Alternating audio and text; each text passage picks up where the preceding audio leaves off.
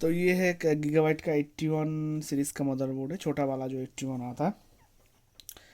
तो इसमें no display के ऊपर एक छोटा सा केस स्टडी बना के देता हूँ। तो देखो ऐसी टाइप की प्रॉब्लम अगर कभी भी रिसीव हो तो आप श्योर हो जाओ कि कहाँ से ये प्रॉब्लम जनरेट हो रहा है। तो अभी लो टिगर दिया, ये देखो, ये हमने टिगर दिया बोर्ड, और डिबग कार्ड में जो रीसेट का एलईडी है वो जल रहा है। एक रीसेट का जो मार्क है बीच में सेंटर में वो ब्लिंक कर रहा है।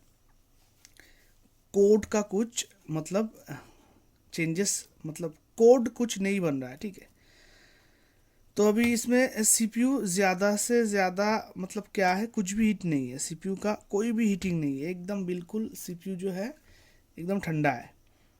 सीपीयू का इसमें कोई भी हीटिंग नहीं है। तो देखो ऐसी टाइप की केस हो तो मैं पहले बता दूं। अब फर्स्ट ऑफ ऑल एक बार आपके पास अगर कोई अनदर सीपीयू है तो आप इसे चेंज करके देखो, क्योंकि ये प्रॉब्लम सीपीयू से भी जनरेट होता है। तो नंबर वन, सीपीयू एक बार चेंज कर लो आप। ये सीपीयू जो है अभी सही है, ठीक है, इसको चेंज करने की ज़रूरत नहीं है। पर आपके पास आपके केस में सीपीयू ख़राब आ सकता है, या फिर आपके पास जो सीपीयू है ऑलरेडी ख़राब हो चुका है, आपको पता भी नहीं है। तो आप एक बार किसी दूसरे जेन्युइन एक सीपीयू लगा के देखो। तो देखो इसमें सीपीयू का कोई भी हीटिंग नहीं है, ठीक है, एकदम बिल्कुल ठंडा है। तो सेकेंड, नंबर टू जो है ये इसका पीसीएच, इस बोर्ड में ये पीसीएच का बहुत खराबी आता है इस बोर्ड में, ठीक है। तो पीसीएच से अगर प्रॉब्लम हो रहा है तो आप जितने भी उछल कूद करो इस बोर्ड को रेडी नहीं कर पाओगे। मतलब आपके पास अगर बीजीए मशीन नहीं है तो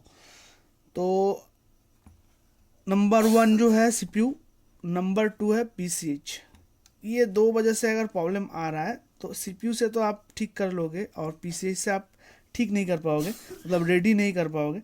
और तीसरी एक वजह आता है जो इसका अभी है, वीआरएम सेक्शन में कोई भी वोल्टेज नहीं बन रहा है पर बोर्ड चल रहा है। ऑन होके ऑफ होना गीगाबाइट का 81 सीरीज का बोर्ड में एक बहुत बड़ा सा एक कॉमन सा प्रॉब्लम है। थोड़ा सा चल के ही मतलब CPU fan spin then off, ठीक है, फिर दोबारा नहीं ऑन होता है, ये रीस्टार्ट भी नहीं होता है पर ऑफ हो जाता है।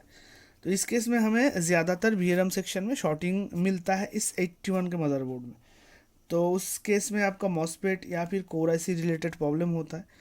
और इस केस में देखो अभी बोर्ड बिंदास चल रहा है पर कोई भी कोडिंग नहीं है, सीपीयू का भी हीटिंग नहीं है और डिस्प्ले भी इसका नहीं आएगा।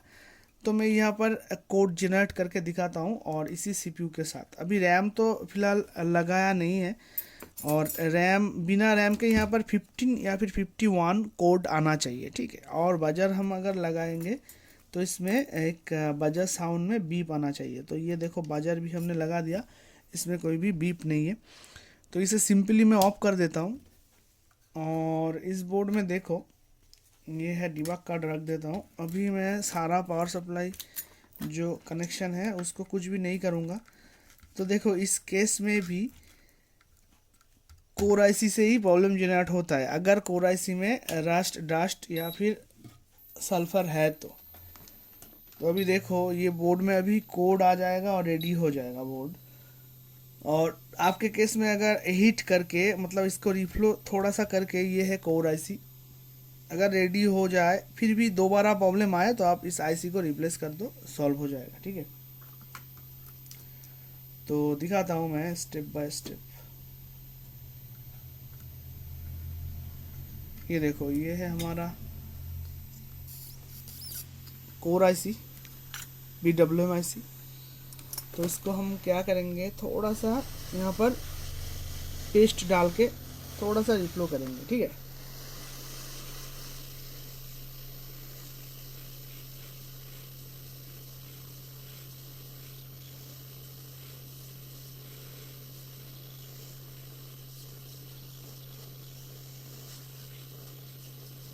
इसके ऊपर मैंने बहुत पहले एक वीडियो बनाया था, पर क्या है जो लोग चैनल पे आते हो वो दो चार वीडियो देखते नहीं हो, क्योंकि उतना टाइम किसी के पास नहीं है।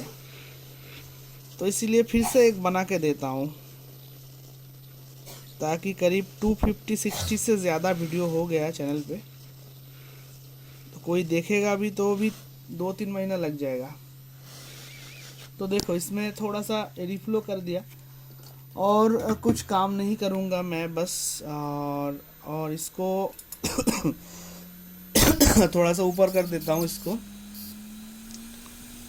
और यहाँ का जो सरफेस है इसको थोड़ा सा मैं, यहाँ जो पेस्ट लगा है वो मैं थोड़ा सा साफ कर देता हूँ।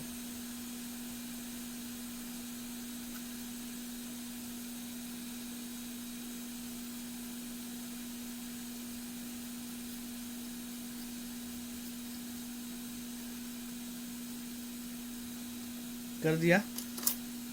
अब देखो कुछ तो मैंने नहीं किया, और ये फिर से ये डिबग कार्ड हमने डाल दिया। एक ही पोर्ट है यहाँ पर, मिनी PCI।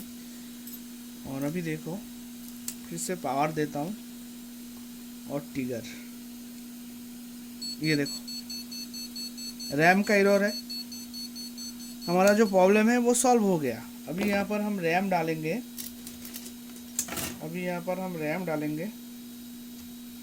तो ये बोर्ड में डिस्प्ले आ जाएगा। रैम स्लॉट में थोड़ा सा डस्ट है, तो इसको थोड़ा सा क्लीन कर देता हूँ। तो वो भी मैं दिखाता हूँ, साथ में बने रहो। ये देखो, अब फिर से पावर देता हूँ, और ये लो ट्रिगर, फिर से ट्रिगर। ये देखो देखो बीप का आवाज आएगा, अभी साउंड आएगा। ये देखो,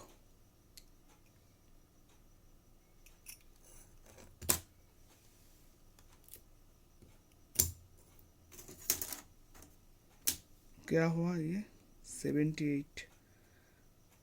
अभी इसका CPU बहुत हीट हो रहा है, पर एक सेकेंड, एक फ़ैन लगा देता हूँ। डिस्प्ले तो आना चाहिए, पर बीप नहीं किया क्यों पता नहीं।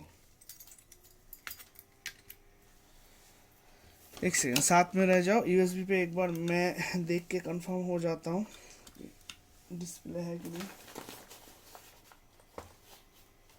नहीं। डिस्प्ले नहीं आया, तो एक बार रीस्टार्ट।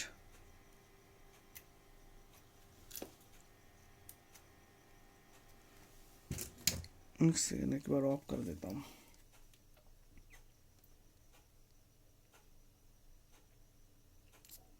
ये जो पावर है इसको जाने देते हैं। ये जाने दिया, फिर से पावर दिया, और फिर से ट्रिगर। तो देखते हैं अभी क्या होता है। ये देखो डिस्प्ले आ गया। तो कुछ दिक्कत था, तो देखो कीबोर्ड पे ये जो है, कीबोर्ड पे डिस्प्ले आ चुका है। ये देखो कीबोर्ड पे डिस्प्ले आ चुका है। हम VGA कनेक्ट करेंगे मॉनिटर को, तो भी डिस्प्ले इसका आ जाएगा, ठीक है, मतलब डिस्प्ले आउट हो जाएगा। तो ये छोटा सा एक केस स्टडी है, पर बहुत बहुत ही इम्पोर्टेंट है, ठीक है। जिसको पता नहीं है वो बहुत कुछ कर डालते हो इसके ऊपर। पर देखो अभी नेक्स्ट टाइम ये अगर प्रॉब्लम कभी भी नहीं करेगा। अगर करता है, मतलब आपके पास अगर केस स्टडी आए, ऐसा केस आए, आपने ये वीडियो देखा, थोड़ा सा रिफ्लो कर दिया, अगर आपका काम इंस्टेंटली बन गया ठीक है, पर एक दिन बाद या फिर 2-3 घंटा बाद फिर से अगर ये प्रॉब्लम दोबारा रिटर्न आए, तो आप कुछ भी मत सोचो, कोई कुछ किसी का भी कुछ सोचने की ज़रूरत नहीं है। आप डायरेक्टली यहाँ पर जो ISL 95812 है इसको बदल दो, मतलब कोर IC को बदल दो, ठीक है, प्रॉब्लम सॉल्व हो जाएगा। तो इस केस में तो मेरा तो बन गया। तो ये कोर IC में रस्ट था, तो थोड़ा सा दिक्कतें हो रहा था। तो देखो ऐसे केस में तो कोर IC रिलेटेड था, ये बन गया। तो मैंने कहा आपके केस में CPU से भी हो सकता है ये प्रॉब्लम, और PCS से भी हो सकता है। आपने रिफ्लो किया, कोई भी कोड का चेंजेस नहीं है, और यहाँ पर VRM सेक्शन में कोई भी वोल्टेज बन नहीं रहा है, तो आपका मान के चलो आपका PCH ख़राब हो चुका है, ठीक है, शॉर्ट है अंदर से। तो चलो छोटा सा एक केस स्टडी था, जितना हो सके मैंने समझा दिया आपको। आप कितना ले पाए हो आपके ऊपर डिपेंड करता है। तो चलो मिलते हैं किसी नेक्स्ट केस स्टडी पे, तब तक के लिए लव यू ऑल, जय हिंद।